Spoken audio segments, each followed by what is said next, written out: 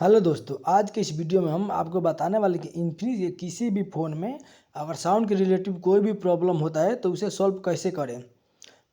Infinix के phone में बहुत ही ज़्यादा साउंड का प्रॉब्लम दिखने को मिल रहा है, तो आपको यही बताने वाला हूँ कि साउंड प्रॉब्लम कैसे सॉल्व करें। तो सबसे पहले आपको ऊपर की तरफ ऊपर से नीचे की तरफ स्क्रॉल कर लेना है। स्क्रॉल करने के बाद अब आपको यहाँ पे साउंड का ऑप्शन दिखने को मिल जाएगा, तो आपको साउंड वाले पे क्लिक कर देना है। साउंड वाले पर क्लिक करने के बाद उसके बाद आपको यहाँ पे वॉल्यूम जो है वो फुल कर देना है। फुल करके आपको फिर से एक बार चेक कर लेना है कि अगर आपका साउंड प्रॉब्लम सॉल्व हुआ कि नहीं। अगर प्रॉब्लम सॉल्व नहीं होता है तो आपको आपके यहाँ से बैक आ जाना है।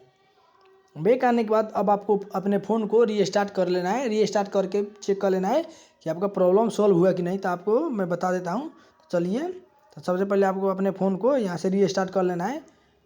मैं अपने फ़ोन आपको बता दे रहा हूँ, मैं रीस्टार्ट नहीं करूँ क्योंकि मेरा प्रॉब्लम नहीं हुआ है, बट मेरा भी प्रॉब्लम हुआ था साउंड के रिलेटिव, तो मैं ऐसे ही सॉल्व किया था। आपको यहाँ से रीस्टार्ट करना है, उसके बाद आपका प्रॉब्लम जो है सॉल्व हो जाएगा। और इससे भी सॉल्व नहीं होता है तो आपको किसी मैकेनिक के पास जाके अपने फ़ोन को चेक करा लेना है, क्योंकि पानी जाने से स्पीकर में पानी भी जाता है तो आपका प्रॉब्लम जो है दिखने को मिल जाता है।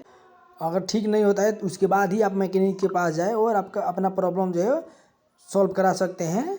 तो चलिए मिलते हैं नेक्स्ट वीडियो में।